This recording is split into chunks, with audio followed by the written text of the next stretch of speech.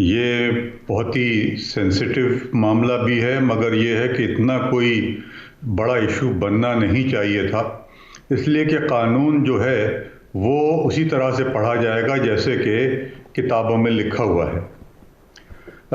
Foreign funding जो है वो इलेक्शन एक्ट के उसमें आती है और इलेक्शन कमीशन डिसाइड करता है कि वो फॉरेन फंडिंग है या नहीं है।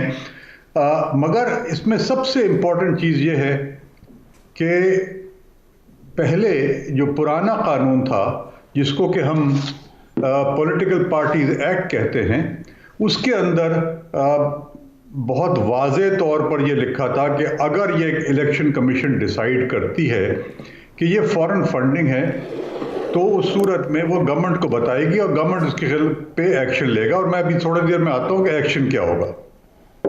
मगर साथ साथ उसी कानून में और सब्सिक्वेंट जो अभी 2017 का लॉ आया है, उसके अंदर भी फॉरेन फंडिंग का वर्ड इस्तेमाल किया है।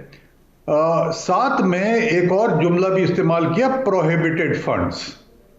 ये प्रोहिबिटेड फंड्स वो हैं जो फंड्स फ्रॉम अब्रॉड हैं, जो पाकिस्तान से बाहर आते हैं, और किस हद तक वो प्रोहिबिटेड हैं वो बड़े वाज़े तौर पर कानून के अंदर बता दिया गया है। तो दो डिस्टिंक्शन क्रिएट किया है, एक फॉरेन फंडिंग का लफ्ज इस्तेमाल किया या फॉरेन एडेड पार्टी कहा है उन्होंने।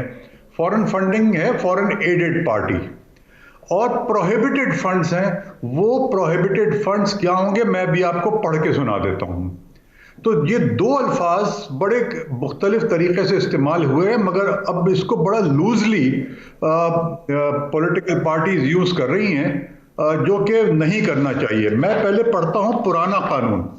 पुराना कानून जो था वो है पॉलिटिकल पार्टीज एक्ट, उसका सेक्शन 2 है, और सेक्शन 2C जो है उसमें डेफिनेशन दी हुई है। Foreign aided party means a political party which has been formed or organized at the instance of any government or political party of a foreign country, is affiliated to or associated with any government or political party of a foreign country, receives any aid, financial or otherwise, from any government or a political party of foreign country। ठीक है, ये तो पुराना कानून था, और इसके अंदर उन्होंने जो कहा है कि ये फॉरेन एडेड पार्टी होगी, ये जो फॉरेन फंडिंग जिसको हम कह रहे हैं। हाँ। साथ में इसके एक और प्रोविजन था कि अगर ये फॉरेन एडेड पार्टी है तो उस सूरत में गवर्नमेंट, जो फेडरल गवर्नमेंट जो है, अगर वो सेटिस्फाई हो कि ये फॉरेन एडेड पार्टी है तो उसका पार्टी को डिसॉल्व कर सकती है। ठीक है। अब मैं आता हूं जो नया कानून है। अब जो कानून जो आज राइज है, उसमें उन्होंने सेक्शन 200 सब सेक्शन 4F उसने कहा है कि subject to this act it shall be lawful for any body of individuals और associations of a citizen to form, organise, continue और set up a political party. और फिर कहते हैं notwithstanding anything contained in subsection 1 जो मैंने अभी पढ़ा है, a political party shall not be formed, organised, set up और convened as a foreign aided political party. अब इसमें एक इंपॉर्टेंट चीज यह है कि ये लफ्ज जो फॉरेन एडेड पार्टी हो गया, इसकी डेफिनेशन जो है वो उन्होंने जो पुराने लॉ था उसमें से जो थी वो मिन्हा कर दी, मगर साथ में उन्होंने एक प्रोविजन डाला इसके अंदर जो सेक्शन 204 है, सब सेक्शन 3।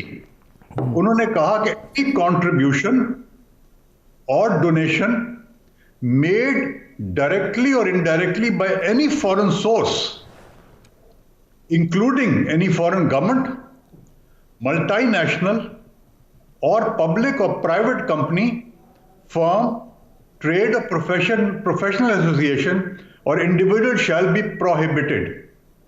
अब इन दोनों के अलग अलग कॉन्सिक्वेंसेस हैं। जो मैंने पहले पढ़ा था कि फॉरेन एडेड पार्टी के लिए जो कॉन्सिक्वेंस है, अब इसमें